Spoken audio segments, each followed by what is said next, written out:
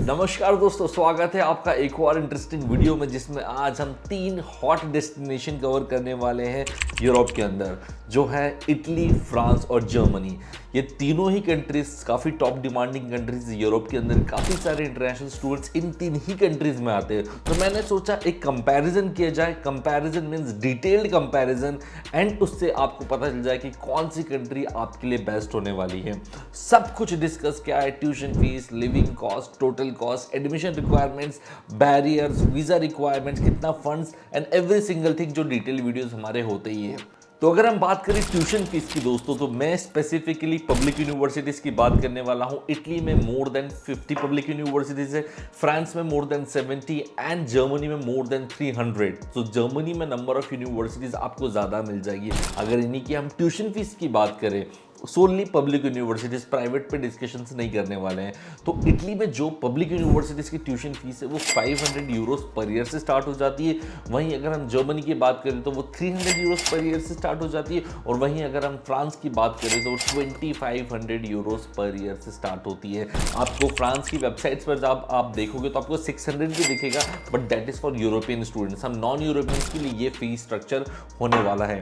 तो इस गेम में अगर ट्यूशन फीस की हवाले से देखा जाए तो जर्मनी और इटली जो है जीत जाता है।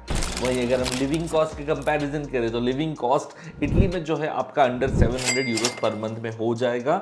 वहीं अगर हम जर्मनी और फ्रांस की बात करें तो ये अराउंड 900 to 1000 टच करने वाला है।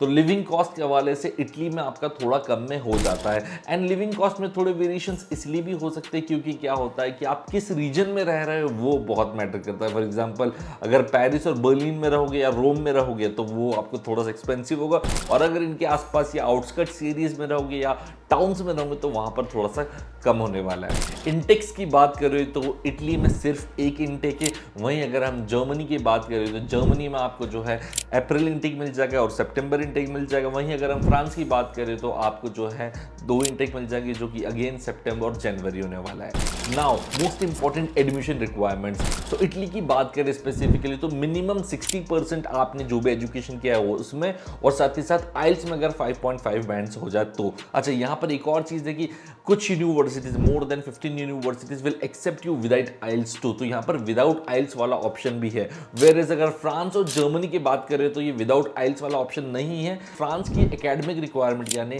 आपकी परसेंटेज होनी चाहिए minimum 60% to get into the public university, और आइल्स में मिनिमम आपके पास होनी चाहिए 5.5 बैंड्स। तो यहाँ पर आइल्स वेवर का आप एडवांटेज नहीं ले पाओगे फ्रांस में। वहीं अगर हम जर्मनी की बात करें तो और स्ट्रिक्ट है, क्योंकि जर्मनी काफ़ी लोग टारगेट करते हैं। तो जर्मनी में academic requirement in public universities is 8+ CGPA, और अगर हम जो है आइल्स की रिक्वायरमेंट की बात करें तो it's going to be 6.5+ IELTS band. And Germany में एक और चीज़ जो इंपॉर्टेंट है वो कि बहुत सारे प्रोग्राम्स के लिए आपको जो है जर्मन लैंग्वेज का सर्टिफिकेशन चाहिए रहेगा, मिनिमम A2 लेवल। और जर्मनी में अगर आप बैचलर्स करना चाहते हो तो आपको एक फाउंडेशन ईयर का प्रोग्राम करना पड़ेगा after your 12th, because 13 years of education is required to get into the bachelors in Germany. और वहीं अगर हम इटली की बात करें तो यहाँ पर 12 ईयर्स के बेस पर आप जो है बैचलर्स कर सकते हो, लेकिन कुछ यूनिवर्सिटीज मास्टर्स के लिए, अराउंड 10 यूनिवर्सिटीज मास्टर्स के लिए आपको जो है 16 ईयर्स ऑफ एजुकेशन चाहिए रहेगा, मतलब 4 ईयर की बैचलर डिग्री। तो उन यूनिवर्सिटीज में आप 3 ईयर के बैचलर डिग्री के बेस पर नहीं अप्लाई कर सकते हो। तो ऐसी छोटी छोटी सी आपको जो है डिफरेंसेस तीनों ही कंट्रीज में मिलेगी एडमिशन के रिक्वायरमेंट्स में। Next is visa requirements. तो वीजा की रिक्वायरमेंट दोस्तों, जो फंड अमाउंट आप कहते हैं ना कि शो बैलेंस कितना करना पड़ता है, वो कैलकुलेट होता है tuition fees plus living expenses से। तो अगर हम इटली की स्पेसिफिकली बात करें तो इटली में ये अमाउंट जो आता है वो मिनिमम 6 लाख रुपीज फिक्स करके रखा है गवर्नमेंट ने, और यहाँ की वीजा फीस जो है वो 50 यूरोस है। वहीं अगर हम फ्रांस की बात करें तो फ्रांस में ये अमाउंट जो है 11 लाख रुपीस का, और इसकी भी वीजा फीस सेम इटली की तरह 50 यूरोज होने वाली है। वहीं अगर हम जर्मनी की बात करें तो जर्मनी में जो है आपको ब्लॉक अकाउंट क्रिएट करवाना पड़ेगा। वो ब्लॉक अकाउंट होगा आपका 10 लाख रुपीस का। यहाँ पर वीजा फीस 75 यूरो होने वाली है। ब्लॉक अकाउंट से डरने वाली बात नहीं है, क्योंकि block account is going to help you. वो 10 लाख उनके पास ही रहते हैं, एंड मंथली वो आपको जो है क्रेडिट करते रहते हैं आपके जर्मन बैंक अकाउंट में।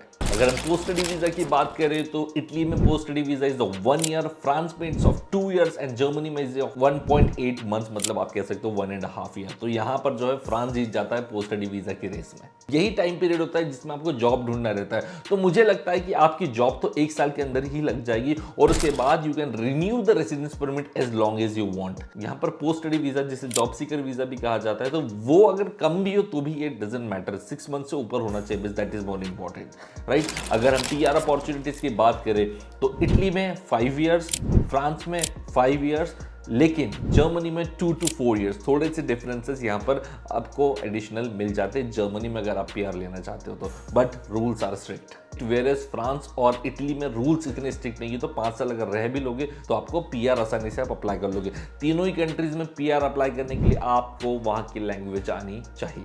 अब पार्ट टाइम जॉब अपॉर्चुनिटीज और सैलरीज की बात करें तो इटली में you can expect 7 euro per hour के रेट से सैलरी, वेयरएज फ्रांस और जर्मनी में you can expect 10 to 15 euro per hour के रेट पे। तो यहाँ पर जो है जर्मनी और फ्रांस में ज्यादा अपॉर्चुनिटीज मिलेगी वर्क की आपको एज कम्पेयर टू इटली। और ये सब कुछ जॉब्स जो मैंने कंट्री वाइज लिस्ट डाउन की हुई है, तो यहाँ से भी एक आइडिया लग जाएगी कि किस टाइप की जॉब्स आपको जो है मिल सकती है, ताकि उस अकॉर्डिंगली आप जो है कोर्स सिलेक्ट कर सको। स्कॉलरशिप्स की बात करें तो स्कॉलरशिप्स इटली में भी काफ़ी मिल जाएगी, फ्रांस में भी मिल जाएगी और जर्मनी में भी मिल जाएगी। उसके लिए आपको एलिजिबल होना पड़ेगा, लेकिन मैं ये डॉम श्योर कह सकता हूँ कि इटली जैसी स्कॉलरशिप्स आपको दोनों ही या फिर वर्ल्ड में कहीं नहीं मिलने वाली है। तो इटली में भी आपको 3 स्कॉलरशिप्स मिल जाएगी, रीजनल मिल जाएगी, यूनिवर्सिटी की मिल जाएगी और गवर्नमेंट की मिल जाएगी।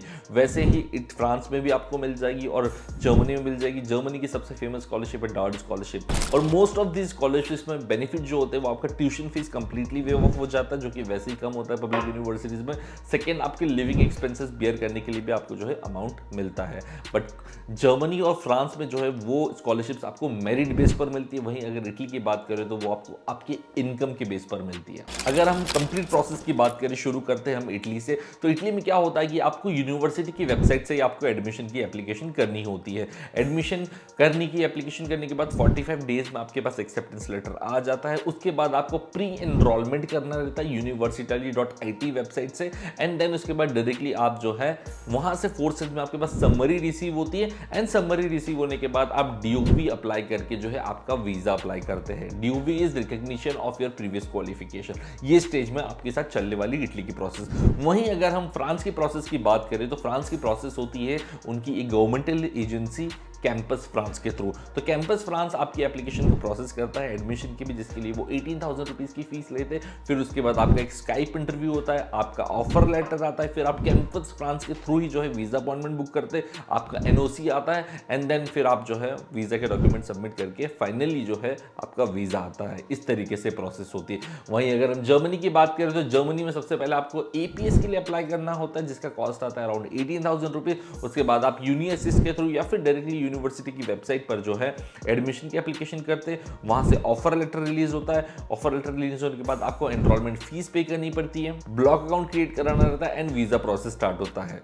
तो इस तरीके से इसकी प्रोसेस वर्क करती है। तीनों ही प्रोसेस में सबसे आसान कहूँ तो मुझे लगती है कैंपस फ्रांस की प्रोसेस। बाकी इटली भी टफ प्रोसेस वाला गेम है और जो है जर्मनी वो भी टफ प्रोसेस वाला गेम है, क्योंकि इन दोनों के लिए आपको पहले से बहुत प्रिपरेशन करनी पड़ती है। Last but not the least, costing की बात करें, विदाउट स्कॉलरशिप कॉस्टिंग की बात करने वाला हूँ तो इटली में आपकी costing 5 to 6 lakh rupees per year की आने वाली है। वहीं अगर फ्रांस की बात करूँ तो 11 to 15 लाख रुपीज़ तक की पर ईयर की कॉस्टिंग आ सकती है। वहीं अगर मैं जर्मनी की बात करूँ तो 12 to 14 लाख रुपीज़ तक की कॉस्टिंग आ सकती है पर ईयर बेस पर।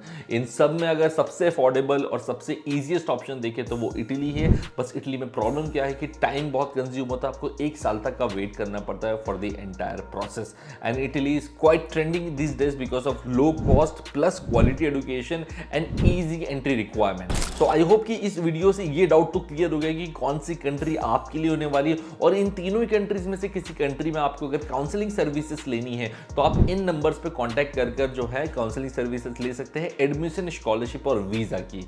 तो आई होप ये वीडियो आपको पसंद आया। अगर पसंद आया तो आपको करना है लाइक और शेयर करना है उन एक्सपीरियंस में जो स्टडी अब्रॉड करना चाहते हैं। तो मिलते हैं हम लोग नेक्स्ट वीडियो में। Till then bye bye, take care and all the very best guys.